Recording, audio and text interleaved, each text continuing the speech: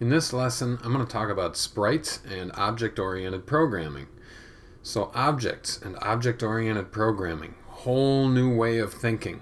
When all you've done is procedural programming so far, object-oriented programming is a big leap in your conceptual understanding of the techniques that modern programmers use. So this lesson is intended to go along with Code.org's Lesson 7. This is in the Computer Science Discoveries Unit 3. And let's just start right here. So in a game, when you're going to code a game, you're going to have things in the game. Like at this lesson, they give us an apple and a carrot. And in a game, each of those objects, those are called sprites, those things in the game, they have lots of properties, and you got to find a way to store those. Now, in procedural procedural programming, you would have to make a different variable for every property associated with each one of those things on the screen. So, for example, with the apple, you would have to make a variable that holds the apple's x position. Okay, I'll call it apple x, and in this case, that's at 100. You would have to make a variable for the y. You would have to make a variable for what image is going to be stored in the apple. And in this case, if we go over to the animation tab, we can see there is an image of an apple, and it's called apple. So I would have to store that in a variable.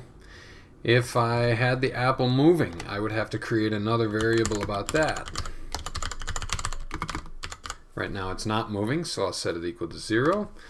If I want the apple to be able to do something, right? Like maybe in the game you take a bite out of an apple, you would have to create some sort of function that would allow you to take a bite out of the apple. So we haven't, in our course, we haven't learned how to write functions yet, but that would look something like this.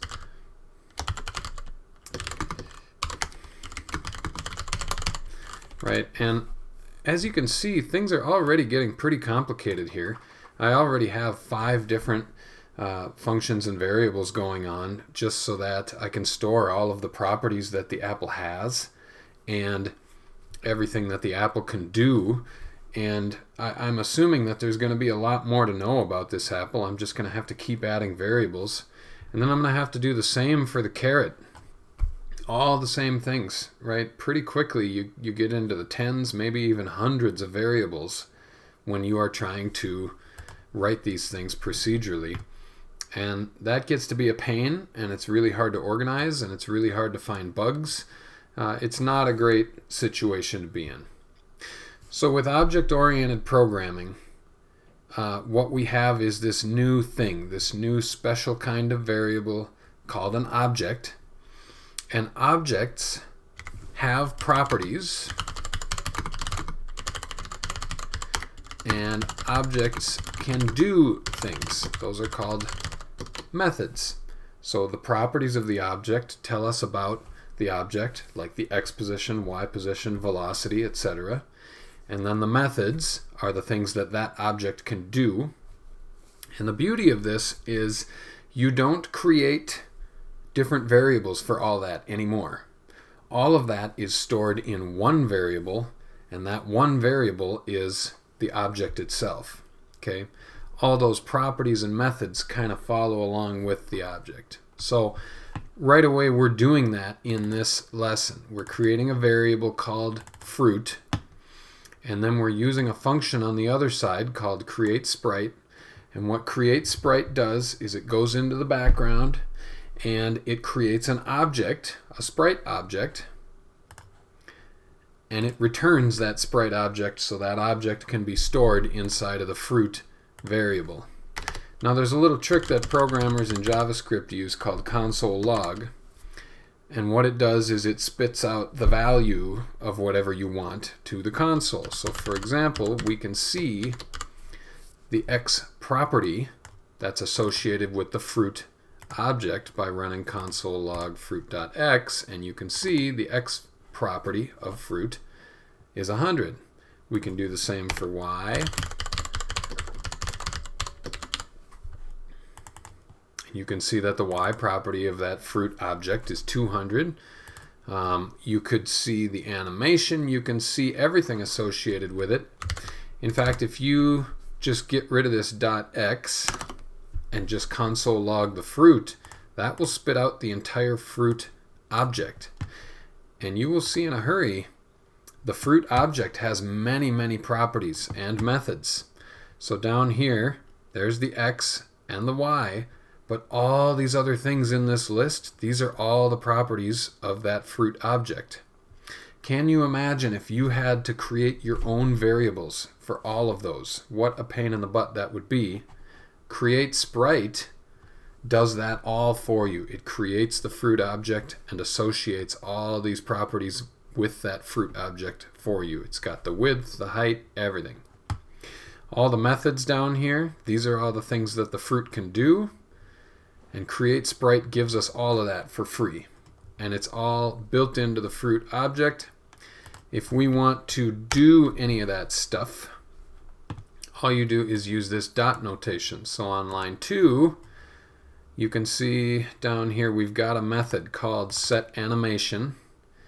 And what that does, I just happen to know, what that does is it sets which image should be attached to that object, the fruit.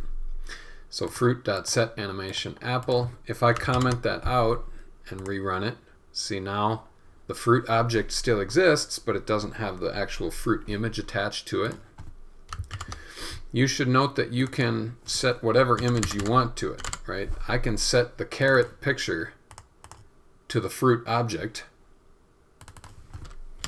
or I can set the apple picture to the fruit object, or I can make a new picture myself, and it can be just some total piece of trash, like with one line. And that's called animation 1. So if I then go here and change it to animation 1, see, now it's a line. So you get the idea, hopefully. Same thing happens with vegetable. We set the image, and then finally we draw the sprites. If I comment that out, you'll see that nothing is drawn. The draw sprites function takes all of the sprite objects that you have declared, and it spits them out onto the screen, and that will not happen. They do exist in memory, but they don't get drawn to the screen until you call draw sprites. So there's kind of the basics of object-oriented programming and sprites. Console log is a nice tip as well, but just the main thing you need to know is that there's kind of 2 or 3 steps here to sprite objects. One is you create the object and store it in a variable. You want to attach a picture to that object, and then finally you have to draw the sprites before they show up on the screen, and that's how that works. Now, one more thing I should note is you can access with object-oriented programming, you can access and reassign the properties. So for example, fruit X, let's say I want, let's say fruit Y right now is 200. If I set that equal to 300 before the sprites are drawn, now you'll notice the fruit is drawn down at Y equals 300. Okay, and if we open up the fruit object, we can check on the Y property and see that it does equal 300. Even though we started at 200, I reassigned it. So, crash course. As you can see, object-oriented programming is way, way shorter. Way less code. So much easier to understand and organize. Now, I want you to go ahead and pause my video, finish off this challenge. I want you to watch the code.org video, Introduction to Sprites. They have other things and other ways of explaining it to you. Then when you're done watching that, pop into bubble number 4 and start my video up again. Okay, so we're back. You've watched the previous video. In fact, what I'd like you to do is just read through this and try to do this on your own first. Pause my video while you do that. Go ahead and do that now. Okay, so you've just finished reading through Bubble 4, and if you did it right, your final result should look something like this. Okay, so from the beginning, what it says to do is add a sprite to create the sprite. So var sprite equals create sprite at 200, 200. By the way, they encourage you here to name the variable sprite, but just so you know, that could be anything. Okay. And then down here, to draw it out, you need to hit draw sprites. We haven't attached an image to anything, so it just looks like a rectangle, and that's all there is to it here. So just so you understand, again, there's 2 steps to this process with sprites. So again, I want you to go ahead and pause my video, work your way through these steps here until you get all the way up to bubble number 10. Then I want you to start my video back up and come back. Okay, so you've worked your way through lesson 7 a ways and you're on bubble 10 now. And all I wanted to show you is that there are many steps on these challenges. It says choose from the following activities. I really encourage you to do all of these. They're all such good learning experiences. I'm going to give you points for doing them all and grade you as if you have done them all. When you get to F2, it says create your own scene. When you first start this lesson, they give you nothing. It just says create your own thing. What I want you to do is create your own scene. Doesn't have to be fancy. Here's the one I created, for example. All it has is a background, 1 sprite, and that sprite is something that I picked from the library, right? I hit get new and I went through the musical instruments. And then I added a few lines. So that is all I want you to include in your image. I want a background. I want at least 1 sprite and at least 1 shape, and that's it. You get 100% if you do those 3 things. I hope this lesson has been useful to you. Lesson 7 is one of the most important in this course. It's also one of the ones where if you don't really get a deep understanding of it, it can cause you problems later on in the course when you're building a real game. So really slow down, take your time, and make sure you fully understand everything that's happening in this lesson 7. Happy coding.